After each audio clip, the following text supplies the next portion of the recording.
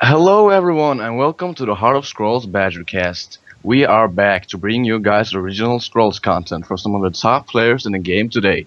My name is Colorplants, and I am today's host for the show. So this week was pretty big since we, got Rebellion as the live servers, which I'm sure everyone is pretty happy about. And it's really not a wonder that today's topic is going to be mostly about Rebellion. And to introduce our guest, the first guest we have is probably everyone's favorite Order player. Welcome, the Overlord. Hi. Hi. Hello. Hi, man. What's up? And as our second guest is Clever US. Clever has been Oh. streaming every day for a while now, and if you follow the Badger channel on Twitch, you might have catched him doing some growth on energy testing with Cantor. Welcome to the show, Clever. Hi. Hi, man. And our last It's guest, good to be here. NRP, who really does not want to give up that top one spot on the ladder. He's even taken up the top 6 spot on the ladder round with his, alt account. It's not going to be long before it takes up all 10 spots. So thank you all for joining the podcast today, and I am very excited to have you all here. And thanks to all of our listeners, both on both on Twitch and YouTube. And feel free to ask questions on Twitch in the chat, and I'll do my best to address them during the podcast. So to start off, I just want to ask everyone what they've really been doing since Rebellion came out, what they've been playing, if they've been doing ranked, judgment. So NRP, I'm going to start with you. What have you been playing since Rebellion came out? I have been playing Mono Energy Range. That's what I've been using in rank so far. You know what? I'm gonna just post my deck in the chat here. I'll link my deck. It's just a normal range deck. I'm running something that I've run differently right now, like Potion of Resistance and like Gravehawk Elders. It's a little different from some of the other players, but it's working well for me so far. So yeah, that's what I'm doing right now. You should instead test what you are losing with, so Mojang knows what to buff. That's a really good idea. All right, Yeah, Clever. This week, what have you been up to?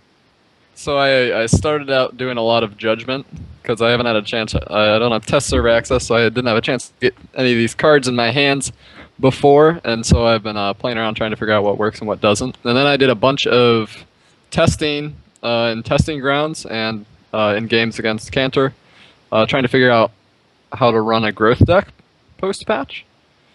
And I have a lot of thoughts on that, and I think I have a deck I'm happy with now.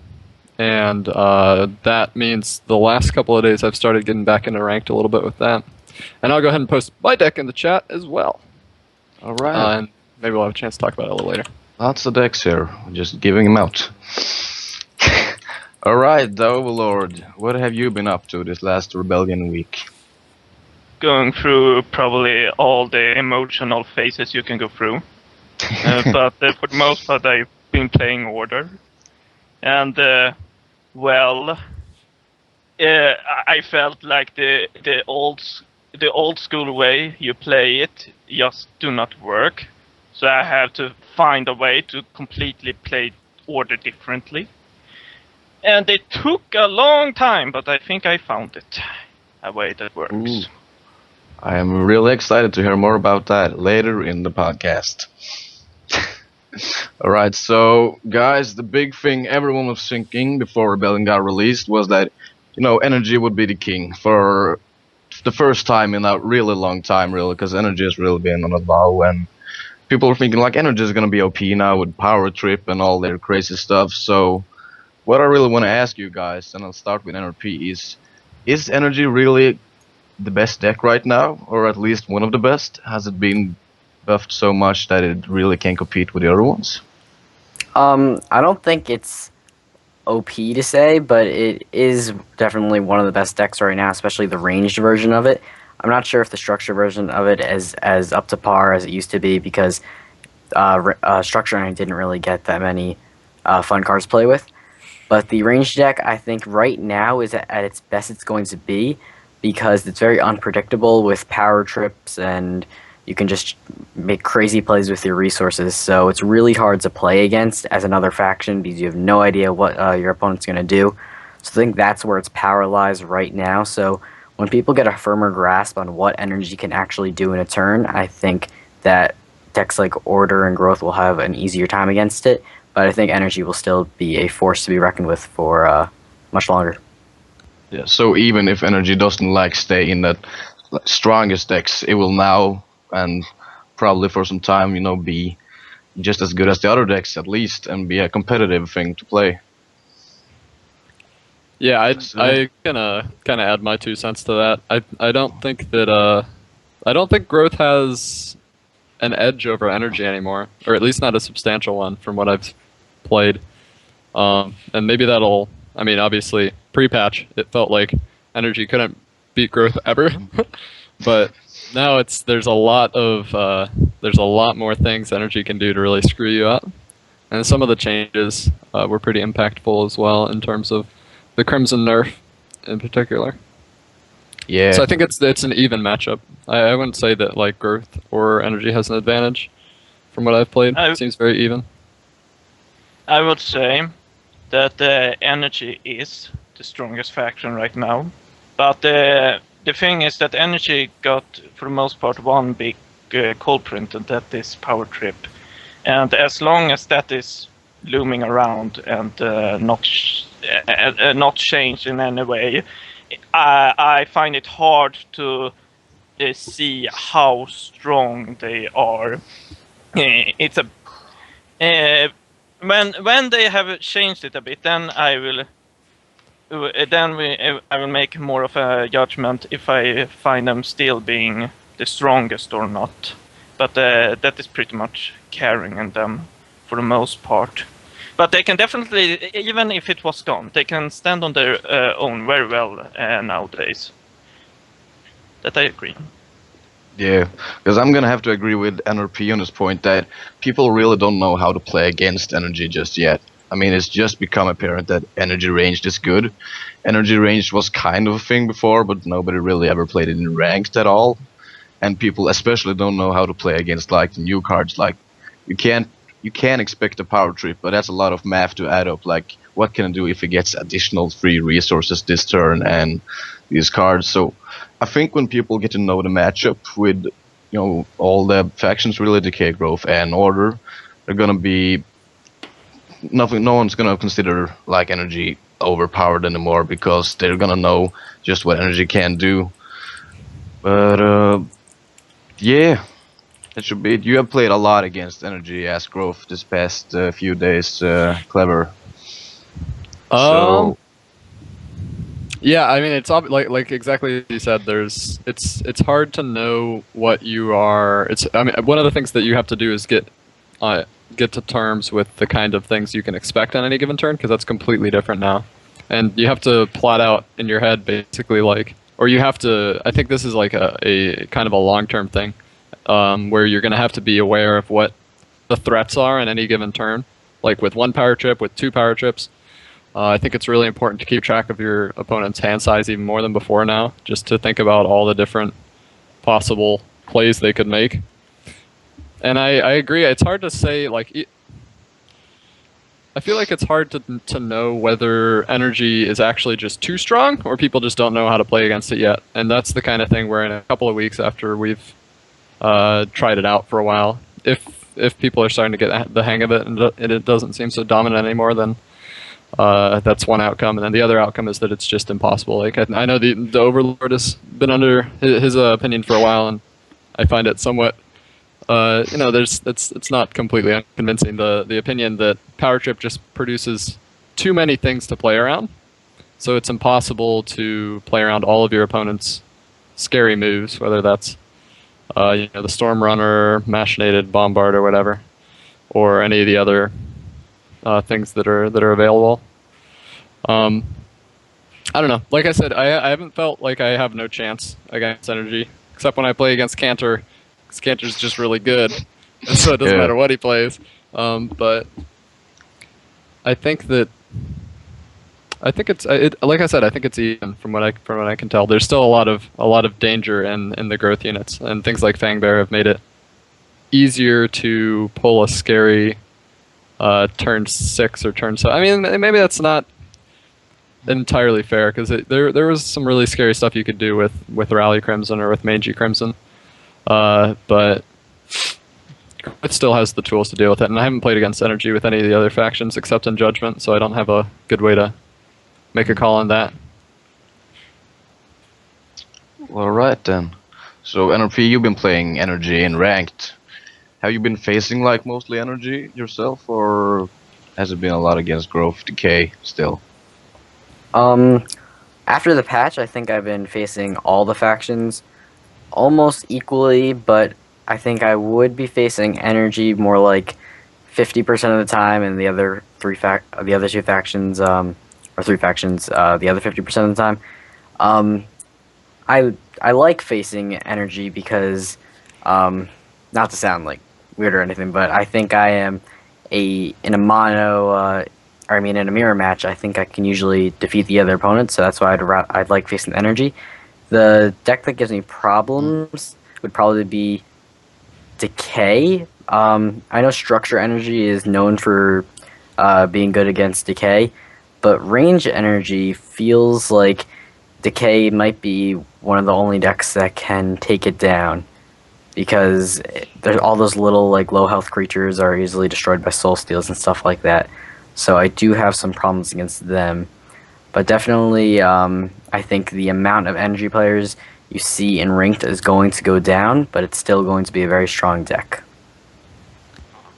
Yeah, but if like the meta becomes Energy just versus Energy all the time in the top rankings, what do you think like the key cards are gonna be to win against an Energy mirror? Because I've seen people discussing Badgercast like Ash Runner over Dust Runner and Tempest Runner, Ironclad Reaver over like what is it, Gravelock. Gravelock Elder. Yeah, like if you had to do an Energy mirror match, which of cards would you choose that would help especially in that?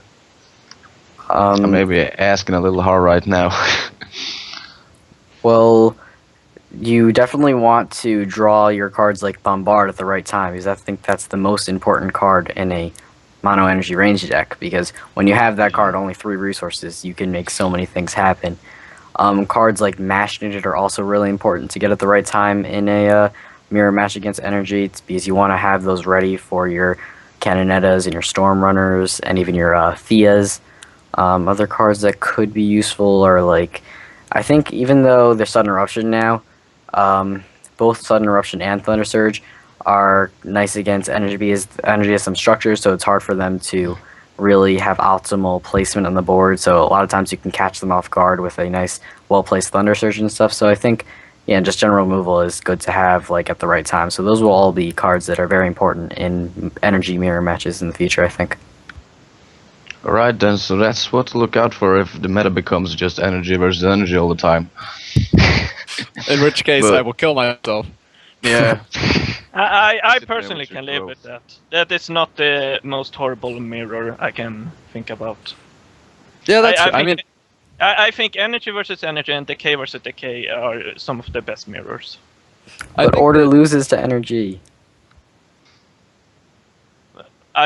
Who beat you yesterday? Alright. That was like one game. I think. And I how think many that times have we faced each other? Anyway, back to top. Shots fired. I mean, I have a feeling that if it were to become Energy versus Energy all the time, Mojang would probably change something. So I don't think Yeah. that's a future we have to worry about too much. I have faith in their ability to bring the nerf hammer. Well, it used to be Decay versus Decay all the time, and they did do some nerfs to Harvester and Resource Nature, but then we saw it be all the time Growth versus Growth. So I think it's actually really hard balancing to try to make all the factions be played equally. It always seems like there's like one faction that's on top, and I think Mojang will continue to try to prevent that and try to make all the factions good, and I think that's just going to be a normal thing, a cycle in the game. Yeah. Yes, I mean, I agree.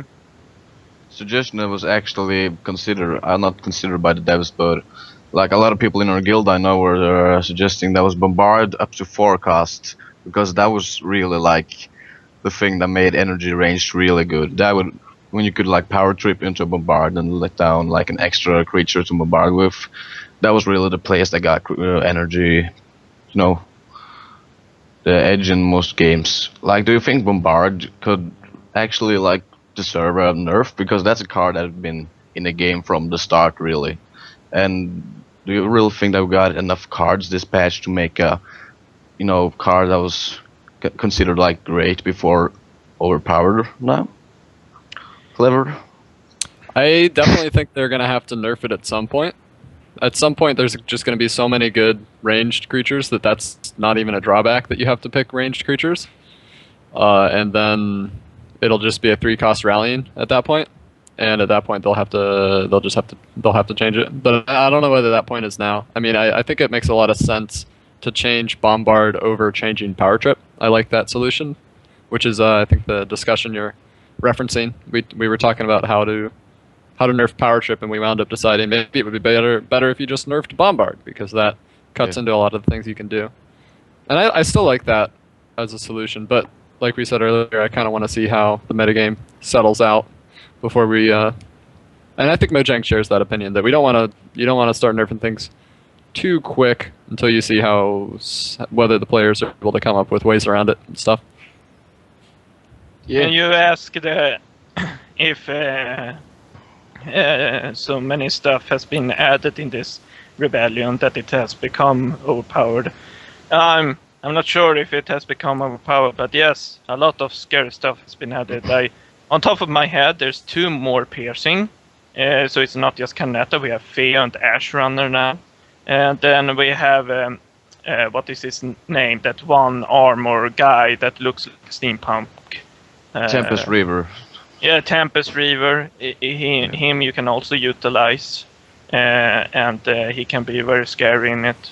There's a lot of threats now. It's not just Canonet and Stormrunner anymore. It's more than those 2, so to speak. So yes, it has become more scary with the Bombard.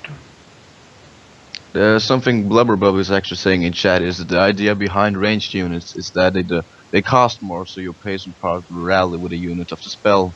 I'm probably guessing that it means like the energy ranged creatures are pretty fragile, and their stats aren't really good for like their cost. So making them attack more frequently is gonna cost you less because of that. Do you think this is a good thing at all? Well, yeah. Or even Yes, for my response to it, yes, they are fragile, except for that. I even forgot now. Armor guy. Tempest Reaver. Tempest friend. Yeah, I'm gonna write it down in the sky. Except for him, yes, they are all fragile, but they just need to shoot once, and you will get value, and you can do that quite easily with a power trip. So that is not a big issue, if you ask me. But I'm not the expert here. Let's see what NRP's answer is to that, because I think he has most insight how the whole fragile units dynamic is. Well, I kind of missed the question. It was like something with like the low health units of energy. Can you repeat that? So the question okay, is... thanks for the contribution. Now back to I disagree. No, like the question is like, is the Bombard cost less, but the energy units, the range units themselves cost more because they're ranged. So doesn't that even out? And in my opinion, I feel like some of these units are perfectly good, like for their cost, even if you take range out of the equation. Like Hired Smuggler is a 2/2 for 2 that has pretty sick value, and the fact that it's ranged, like if you took away the ranged and added something else, I don't know what you like. You could give it 1 more point of health, maybe. I don't know how much of a difference it would make. I think a lot of these cards are very efficient and happen to be ranged. But maybe give them a reload. They need to reload. They cannot shoot twice in a row because they need to reload first. But it's kind of the same thing like with the case units, because some of the case units are like a little bit too great stats for their cost, but because they don't have any like countdown manipulation at all in their deck, that kind of makes up for it, because they're real predictable as they can't really attack when you don't predict it, because they don't have any, countdown decrease. That's the word I'm looking for. Yeah. So I still like to hear NRP's opinion about it. He's the big energy player among us, I would say. Well, first of all, I wouldn't call myself a big energy player. I like to play Everyone whatever. calls me big order player. Well, that's because you play order all the You time. only play order. Yeah, and I Arthur's a can- growth player at heart. He's a growth player at heart. Nah, Let's be I honest. think I'm actually mostly like orderish decay, but let's not get into that discussion right now. But so bombard and the range creatures. Well, yeah, the range creatures tend to be like one extra cost for how good the creature is. Like for example, gun automaton is a 2/2/3 for 2 costs and it's ranged. That like is it like you can compare that to a Ripper, which is one less cost and the one extra health that does help. But cards like that, the range just gives it synergy with Bombard, and I think synergy with Bombard is really good because that just makes it like a rallying, and that there's so many range creatures in energy decks. I think that even though most of the creatures in the energy decks are pretty low cost, you can just throw down with Bombards. I think it would still be wise to nerf something like Bombard because you can still like do. I think it's a little too cheap to make some plays like Stormrunner, Bombard, Machinated. That's like 7 attack and 4 hexes, which I think is only for 8 cost, and I think you can too easily with now the power drips and everything be able to go like Thea Bombard, which would like wipe a row, and so rather than nerfing the units, I think a nice way to just nerf energy is with making Bombard 4 or 5 cost. Maybe not 5 cost. I start with 4 cost.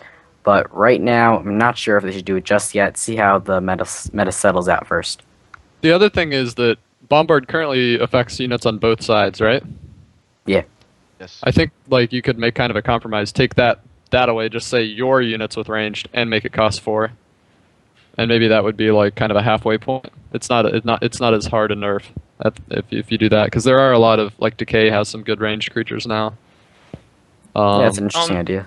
Like honestly, yes, Decay has some and such, but I do not once again play much of energy. But I have this feeling that if they remove that, the opponent get the countdown decrease as well, and increase the cost by 1, they will probably see it. They will probably see it more as a nerf than a buff. So Yeah, I mean, I definitely think of it as a nerf, just maybe not as hard a nerf as simply making it 4 cost. Because then if you make it 4 cost and it only affects your side, it's just a rally that only affects ranged units, and because it only affects ranged units, you cut the cost by 1. Whereas if you left that other effect on, I don't know. Yeah, because except for Mirror, what exactly is scary? It would be like the Witch Doctor, but there's not that many other scary stuff if you ask me. Witch Doctor, Oblivion Seeker, Cursemonger. The Oblivion Seeker will do 2 damage. I'm hoping you are not having your even Canonetta as like 3, right? I hope you don't have your Scattergunner in the front line, because you're doing it wrong. I'm just scared of those That's a Oblivion quote. Seekers, man. I think the I Cursemonger point is really key though, because a couple extra Yeah. curses here and there can make a That difference. is true. Cursemonger will be something you do not want to haste. So okay, I give 2 there. Baleful Decay Witch is ranged now, probably. Decay staple. Yeah, but Another unit that can tickle you. Kill my Scattergunner in my front line. it's like I would agree that Crossbowman would be scary, but no one really runs Crossbowman. So Gotta run Crossbowmen to counter the energy. that is the counter to That's energy. literally that's the Now- answer. That's now- literally now the they- answer. We now figured they it out. cannot use Bombard, or they will trigger my Crossbowman. We've literally This is just genius. fixed it. We've Yeah. fixed energy versus order. You're welcome. We helped you.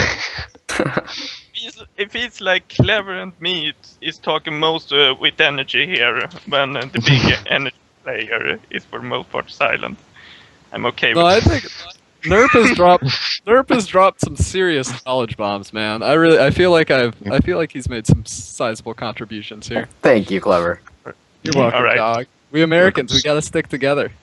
That Hey, guys, not gonna get international here. I mean, it's like Scandinavia with me and the Double R versus America versus you guys. Hey. I do So not we were even talking. remember where you're from. You're in Norway? Whatever. That's I'm not the Norwegian, topic man. here. No, that's not. It's not at all. All right, so we were talking about Decay, right? Decay has gotten not a lot of interesting stuff at all, really. This patch. It Yeah. has. It has. I mean, I thought it was gonna like just run Baleful and Bloodline Taint, and after like the games I have been doing on rank, that seems to actually be the case. That people just been running, Baleful Witch and Bloodline Taint.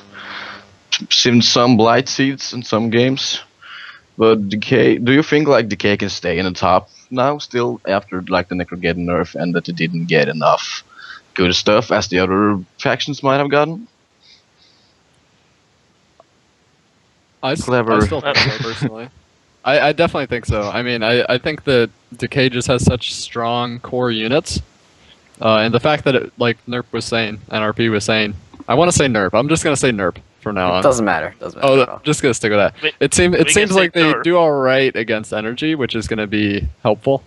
And I think they've always been pretty decent against growth. But outside of just the general broad things, I think the deck that seems interesting to me is like, I don't know, maybe this is extremely anecdotal, but Cantor beat me the other day with an undead deck that was running Corpus Collector.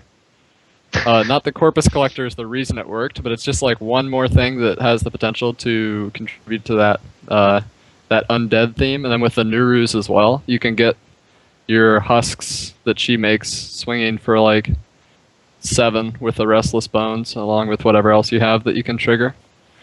So I think there's some room for development on that front potentially. I don't know if anybody else has opinions on undead decks, but Literally dead decks, as in undead.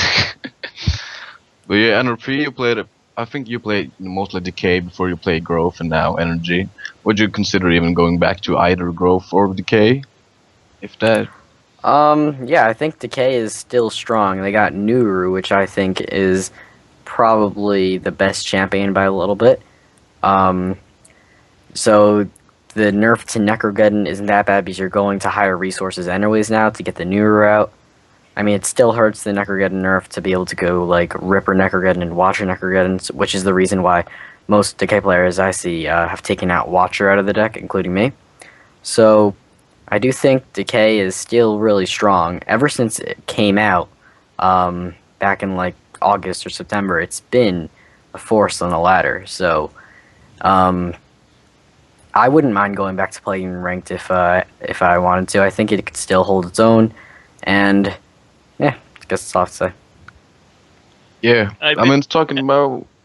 Go on, Double Lord. I'll be real honest here. Actually, I think that I was expecting Decay to. I didn't exactly know where they would be placed. I was expecting like a third place in my where I would put them, but they could contest for the second place. But honestly, I feel very much that they are a third placer, and if my order deck keeps on doing as well as it will, I would actually put it as a fourth place. So that is a huge drop in my list where it has gone from. It's definitely competitive though. It's not bad. I They think can part of that definitely is- keep on competing, but they actually has become. They are not dominating any other faction anymore, I feel, which is why they are getting so low. I mean, it seems to me like part of the reason that is even possible, it's possible for Decay to fall so far, is just because it's all kind of closed in a little bit. Like, it used to be Energy was way down here. At least that was my impression. I never saw an Energy player on the ladder. And Yep. now Energy's Yeah. like up They switched there, places. Growth's up here, maybe Decay's slightly less, and it's like, it's all very close. And, I don't know. So dropping a couple spots when it's like that. I mean, and then like I don't know. I don't think you can definitively write off one faction or another in the current meta because it seems like a lot still has to settle. No, Yeah. they can all compete at the moment. Although Yeah. I still feel energy is... Well, we talked about it. Yeah. All right, so I want to move on to another topic right now. I want to talk about Judgment, which also had a pretty big change this patch.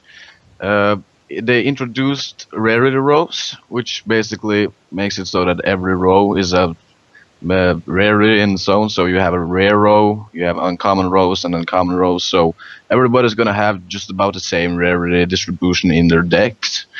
And you know, after doing some testing on like the test server before it came out, it just seemed like a cool idea, and it seemed like it fixed stuff and made things better. But after it has actually come out, it seems like, I mean, some people have even said that Judgment feels almost like constructed now because people can make so good decks. As in, yeah, I mean, I have not played a lot of Judgment since myself, but Clever, you have played some Judgment. What do you think about this? Yeah, I'm definitely not the only one who's noticed this, but it's a lot easier to make a monocolor deck. And I don't know why exactly that is. I guess because you can rely more or less on getting certain key cards from the faction you want to play. Or I feel like what happened in the old Judgment is your first like 10 picks, you were just like, oh, there's an important rare, and there's an important rare, and there's an important rare.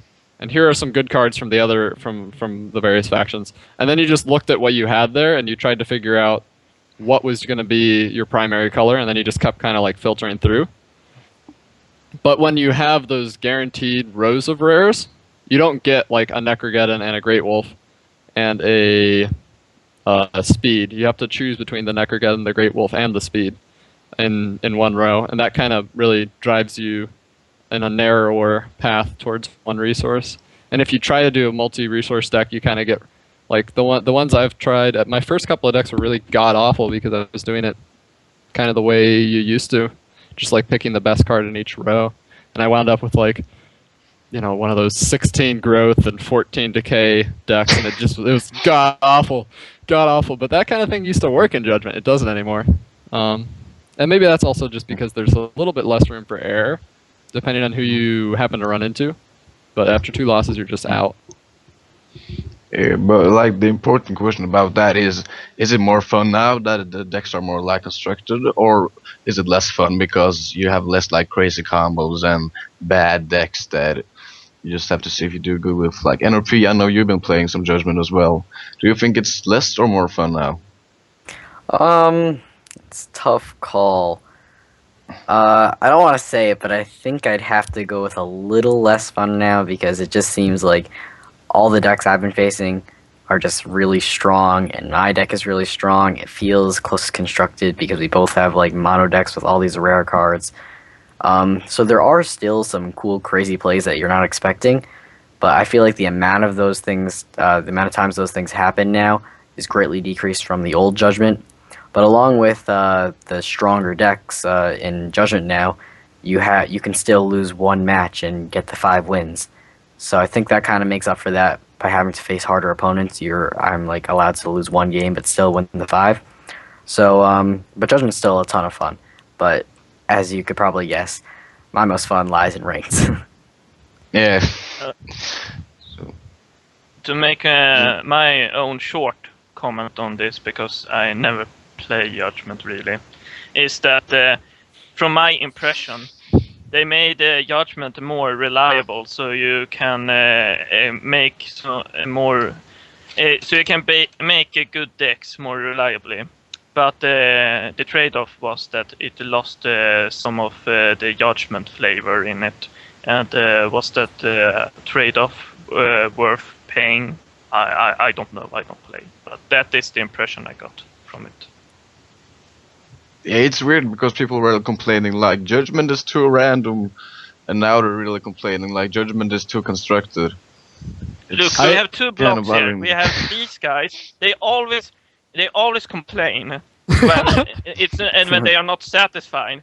And these guys, they shut up because they are satisfied. Then these are satisfied. Then they shut up, and these start to complain. and it will always be complaining all the bloody time. That's just how it works. I have a suggestion though. I just think they should. Alright. I think a middle ground way to go would be to have like the old format, where it was kind of like a crazy. I wanted to say a word, but it was a very bad word, so I didn't say it. And anyway, the point is that I think that should extend just slightly longer. Like maybe you get 60 picks, and then you pick 30 cards instead of 45 picks, or maybe like 55 or something.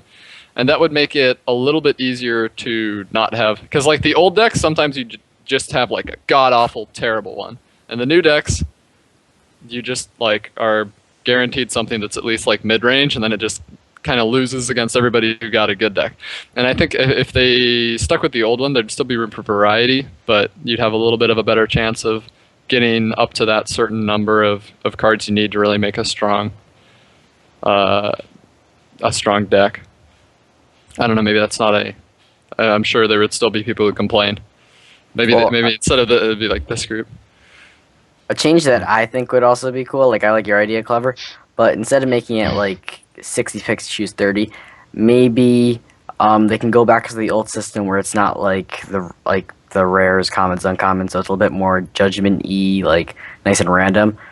But maybe you can like see 5 rows or 6 rows instead of 4, so you can better tell what deck you're going to have, so you won't be making those like you were saying before, Clever, like in the early rounds of the old Judgment, you would just take like as soon as you saw a good card, whatever faction was, you just take it and hope maybe it could be worked into the deck later. If it's like you can see 6 rows at a time, then you can better plan out what you're going to do, and it's going to make, I think that would kind of make up for the less luck with the rares problem. I agree with that a lot, actually. I think that's a great idea. Oh, I thought of a way to explain what is kind of sort of maybe wrong with the current system, which is that you can go in with a certain faction in mind that you want to play, and you can just play that faction. Like maybe this is just because I've been doing it with energy, but I just want to like get all the energy cards because I don't have them. So I just go in and I just pick energy cards straight from the start. I ignore everything else, and it's worked. I've gotten like 4-1 and 5-0 and all this stuff, and it's just like I don't even try to make a decision ever. I just pick the energy card on each row. So maybe that's also a tirade about energy balance, but I don't know. And I'm Too good in feeling judgment. that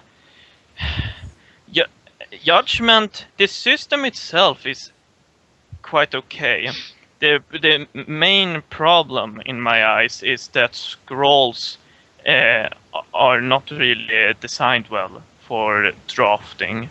It's like people love drafting, therefore they want it, and I suppose Mojang was always planning on implementing it, but it will take time before we can make it really work well, because the way every other card game I know of, I don't know all of them, but of those I know, you can always somehow make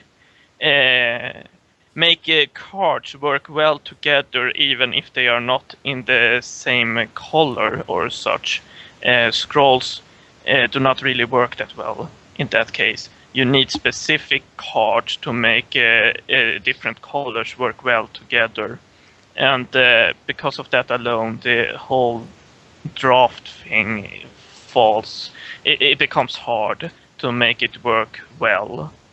So that I think is the main issue, not the judgment in of itself. That is actually quite fine what they have done, in my opinion. All right, so before we move on to our last segment of today, I wanna talk to you, Lord, about your new Order deck, because we haven't talked a lot about Order during this last patch, because Order got some of the most poor cards, really, and I personally thought that people were just gonna like put in K and Wings Water and have the standard late game order, but as I've seen with you, that has not been working at all against energy. So you have just revamped your deck altogether and put out Imperials and put in Powerbound actually, which I've seen been quite popular. I saw Sark running it in stream today as well. So why is Powerbound suddenly popular? I'm confused. Well, I'm not sure if I can give myself the whole credit to that, but it feels like me and Devin were the ones to really start to use it first. and perhaps I were more vocal in the forums about it. I would say he and me were on the same path at the same time. We just done different things. Powerbound. The thing about Powerbound is that Imperial is good. Everyone knows why it's good, but you do. First of all, you cannot use it at any point of time. Literally, you need 7 resources for it. You cannot just use it, and then you skip a turn when you use it. So it's more of a get more ahead card. It won't give you a comeback. It won't finish anything or such. It just, if you are ahead, get more ahead. If you are even, get behind. If you use it, basically. So what Powerbound offers, it doesn't offer the same amount of value, but it's still good value and much more flexible. You can use it at any point of time because it's one cost.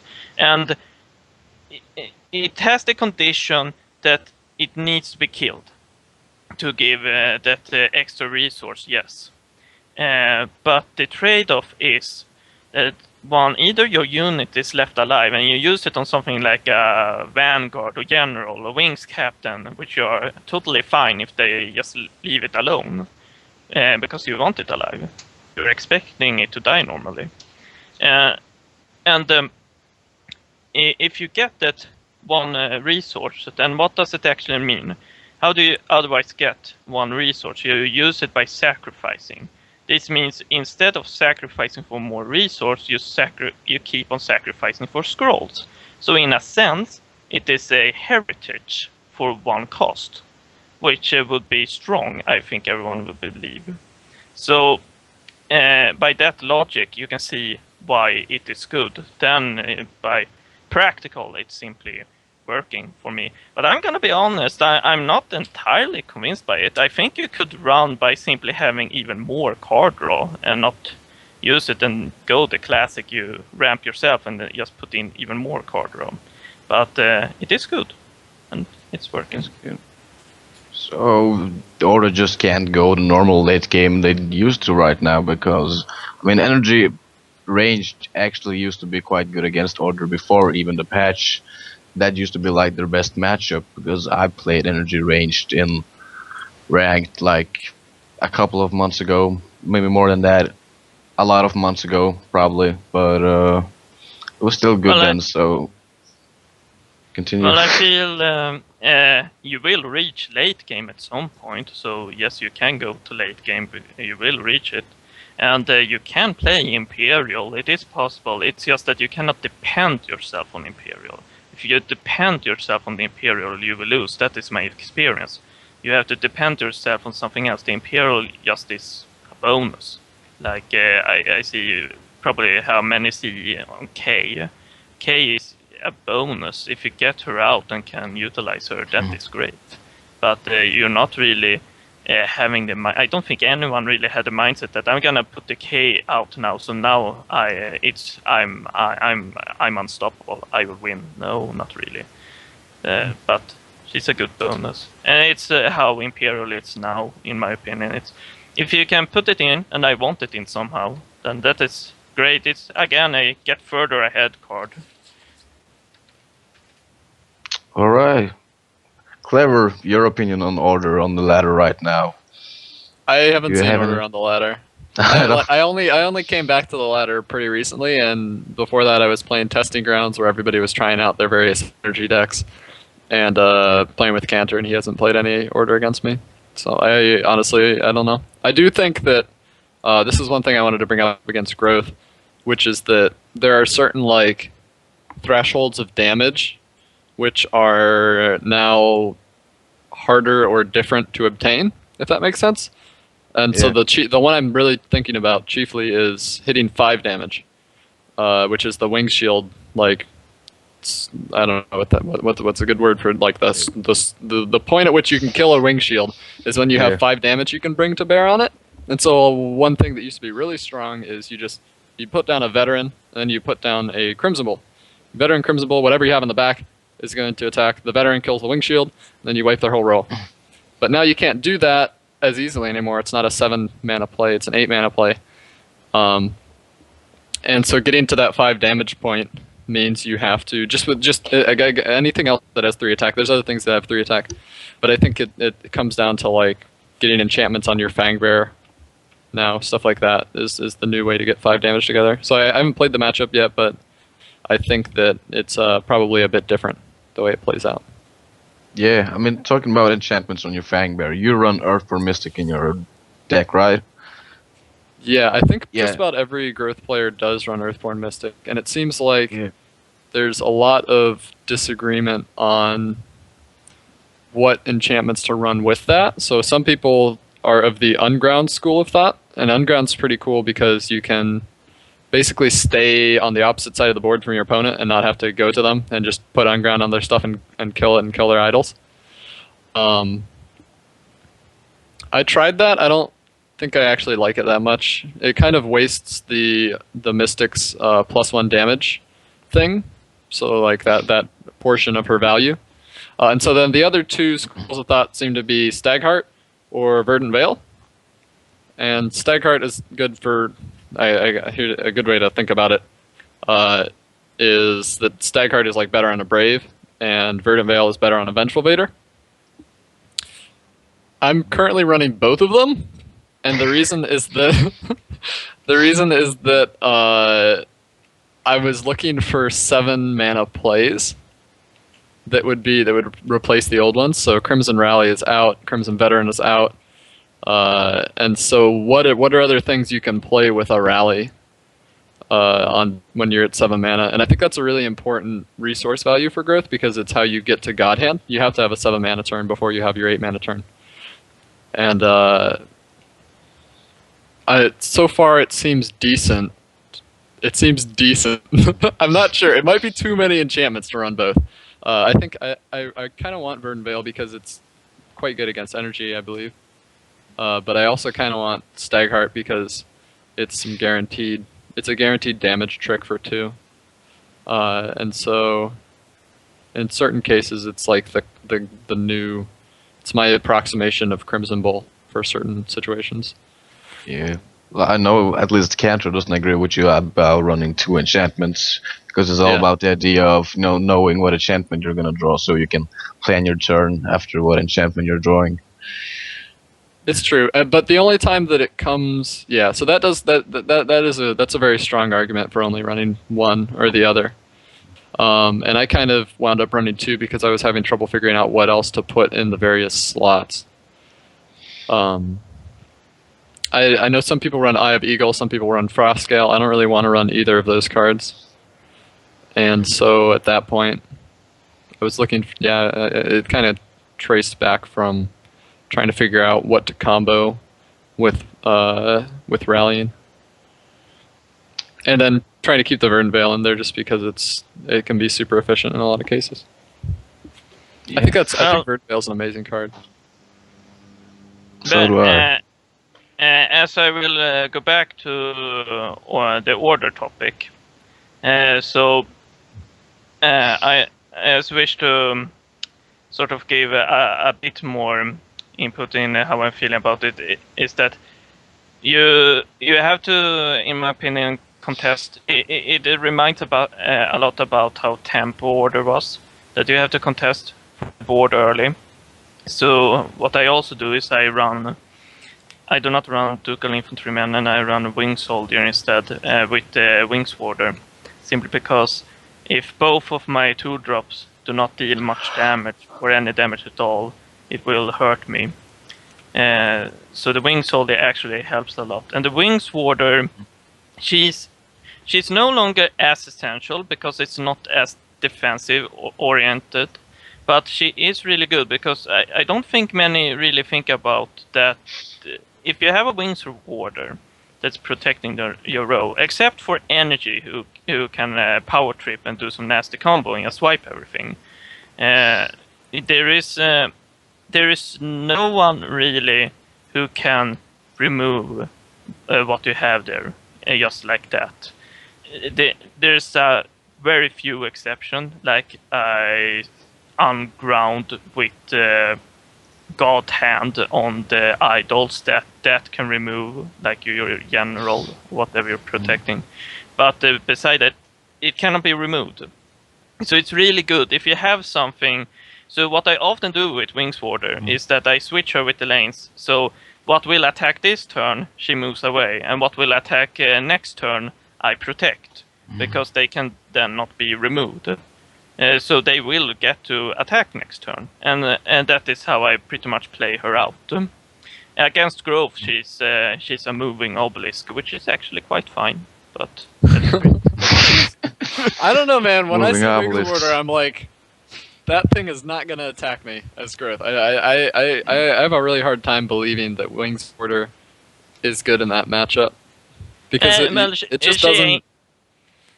She ain't really good in that matchup, but you can use her as a protection. Like if I put my wing soldier out and then I put a wings warder in front of her, you won't kill my wing soldier before he will attack you. She is quite good at blocking in those scenarios. She's a useless contraption that can move. Really. Yeah, In that matchup, she might be. yeah, pretty much. Yeah, you know. What spell is Grove gonna play on you as order? Well, if I understand it right, it might be the case, but I think that is some kind of bug just with the reversal, that Rumble do not work if Wingswarder is in that role. It should work, but the reversal is not working. I still need to report that bug, because reversal is targeting the row, it's not targeting the unit. It should be able to work on things like Wingswarden and Verdant Whale, because they can just not be targeted. They can still be rumbled and whatever more. It's not like you use a Thunder Search and it says I take no damage because spell do not work on me. No, that's not how it works.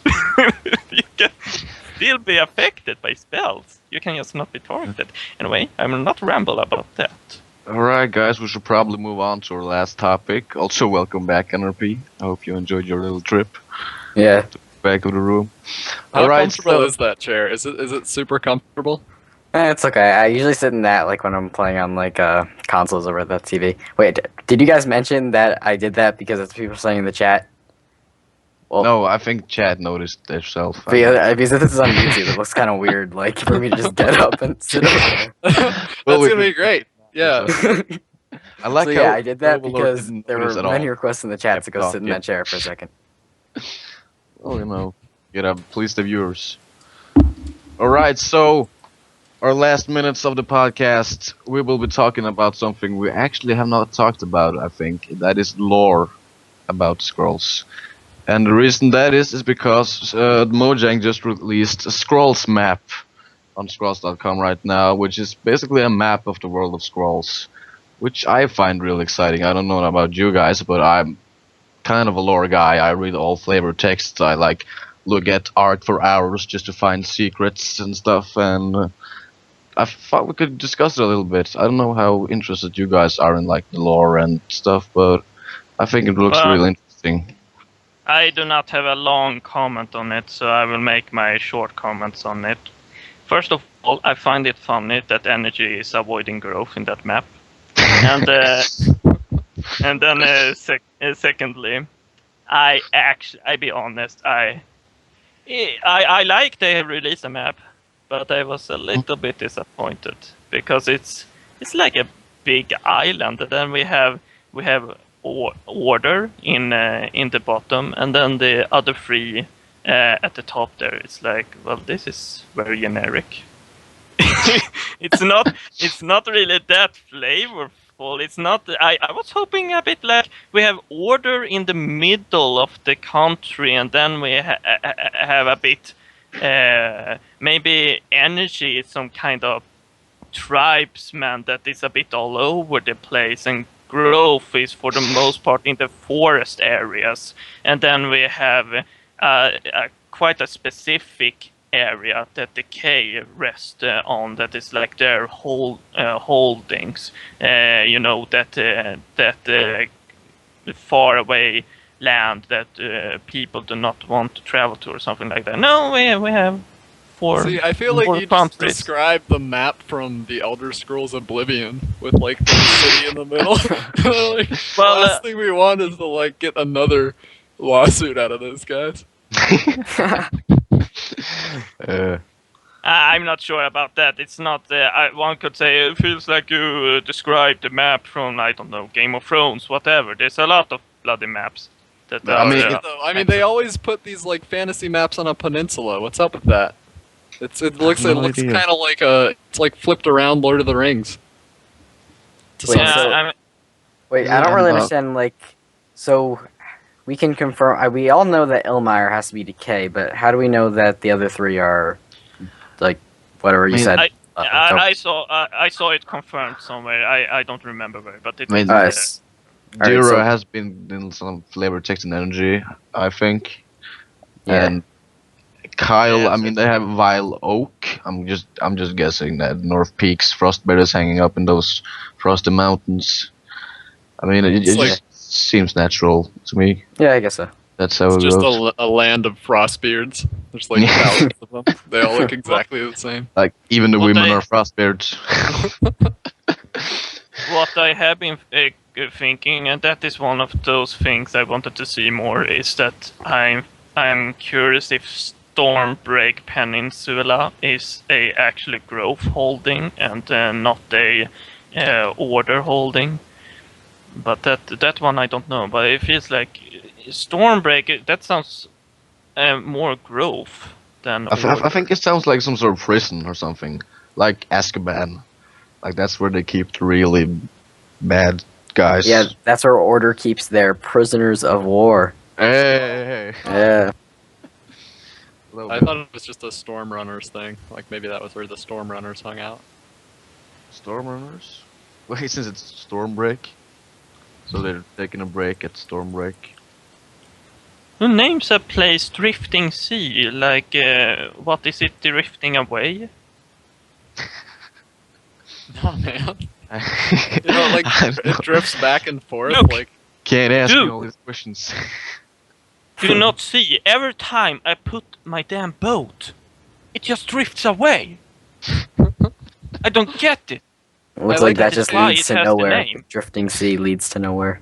so, I guess they're gonna put like campaign missions on this, and I can tell you right now, it's gonna be the mission on Reason's End. It's gonna be a mission where they just like there's like memorials, and the new player is like, what are these memorials gonna do? And then suddenly everything explodes because End of Reason gets played. Yeah. Yeah. What Looks like I those little like most- castles are gonna be like campaign things, and the like Overworld was saying, the map itself looks kind of generic, but it's actually just the fact that there is a map is just so exciting, and all like these words on it, like it says on the top right, Age of War Year 60. So you can interpret that however you want. It sounds like it's gonna be a pretty awesome campaign they're working on, and they'll have like cool like probably campaign missions in those weird islands in Decay and the Sea of Curses. So I am just really excited for this. Yeah, Yeah. and since But it I- says year 60, that would provide the information that either the land would change or that, like, maybe the Ilmire took over some things in the Dura place, like, overcomes. I don't know. That it might change over the count of the campaign. I don't think this has too much to do with the campaign, though. I think Dragonin once also confirmed that this is not really that campaign related in IRC. But I just wanted to release something that they're basing their lore off in flavor text internally. Well, it's pretty Also, dope. yeah, I like it. I just like looking at it. I like that it exists. Also, another thing is that to celebrate the release of Rebellion, here's the map, and soon words as narrated by everyone's favorite historian, Sign of Dira. So that means maybe more lore stuff coming pretty soon. Seems like it. Huh. I don't know what words is, if that's like a literature Roman. I have no idea what that's gonna be, but it's more lore, so I'm happy about it. What I'm mostly curious about is the whole summoner thing. Like, are the summoners, do they summon so to speak, tokens that is fighting for them, or are these the real units that they summon from a distant place to the battlefield, so to speak? That is what I'm more curious about when it comes to the lore. It's interesting because the trials make it out to be kind of like a mixture of both. Like some of them are like some dude challenges you to a collar off or whatever, and then the other ones are like your forces are on top of the hill and their forces are on the bottom of the hill, and so beat the fuck Yeah. out of them. And so I feel like they haven't quite made up their minds about it. Maybe. I think like the basic theory is that this is like the world, and the callers are like really powerful wizards that have the power to like capture these creatures in this world and use them to fight against each other. Basically, I think that was what Bummy Boy was suggesting in IRC that one time when he was just blabbling about lore and people were crazy about it. So I don't think they figured it out just yet themselves either, but hopefully we can paint one day. One day. Alright guys, that just about sums up the podcast for today. Uh, so, any final thoughts about like the ranked ladder right now? Is energy still gonna be up there? I mean, do you think people are gonna figure out decks by now? Because right now every energy deck I see is a little bit different. Every growth deck I see is running some different enchantments, and that was not the case before the thing. So NRP, do you think the meta is gonna settle anytime soon, or is it gonna be crazy for quite a while? Like all the big updates so far, I think it will settle in probably a few weeks. Like people will start to understand what is the definitive best energy deck, and people will really make, like right now the decks are all over the place, which is really exciting. But that also means that like the ranked ladder is just moving a lot, because a lot of like high ranked players are losing to low ranked players because neither of them really knows what they can do with their decks yet. But as those things start to settle, things should go back to normal in the like deck building and stuff. But now we have things like that map to look forward to, and campaign mode and all that stuff. So I think that even though the meta will slowly start to settle and become a little less exciting than it is now, we still have a lot of things to look forward to as Scrolls players. Yeah, Alright. I think I actually think there's going to be more variety, potentially, or at least like even in the last batch there were some differences between people's decks in the top 30. Yeah. Some people running, yeah, I mean there's plenty of examples you can think of, whether it's the Crimson Geddon versus not Crimson Geddon or whatever else. But I have a lot of hope that this is going to create some variety options. Sorry, I totally cut you off.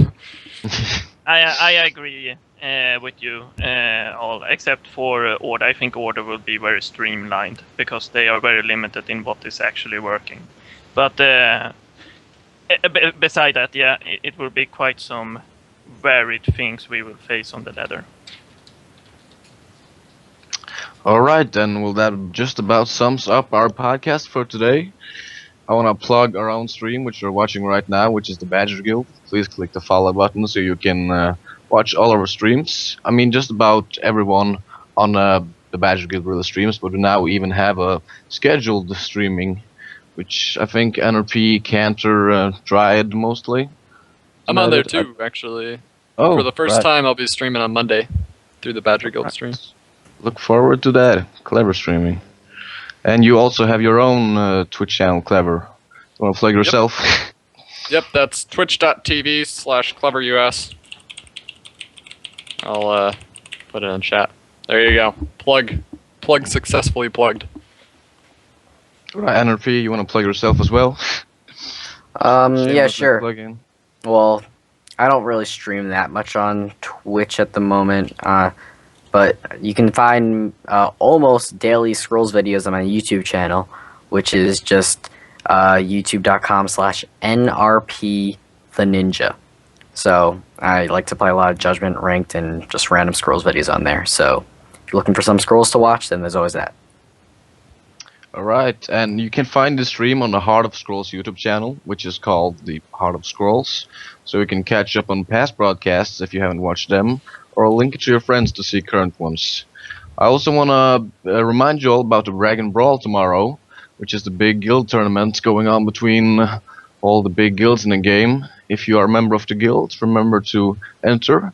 If not, there's probably going to be someone streaming. I'm not sure if anyone from us is going to be streaming. Actually, tomorrow for the Owl stream, I'll be hosting the Owl stream with somebody else that I don't know yet, but we think we're gonna. I think we're gonna do like spectating and like discussing of the Dragon Brawl. So Alright. the Owl stream will probably be that, so you can go check that out. So you can check out the Owl stream and the Dragon Ball at the same time. We also have ESL on Sunday. That's the playoffs, right? This time? Yes. Big playoffs Yep. for the Winter Cup. Yep. It's gonna be huge. Who's competing? It's I gonna can't be remember. very off energy. the top of my head. I made it in, but sadly I cannot play on Sunday. So let's hope. I'm hoping some other our Badgers can win. I know Magpie Man is in it.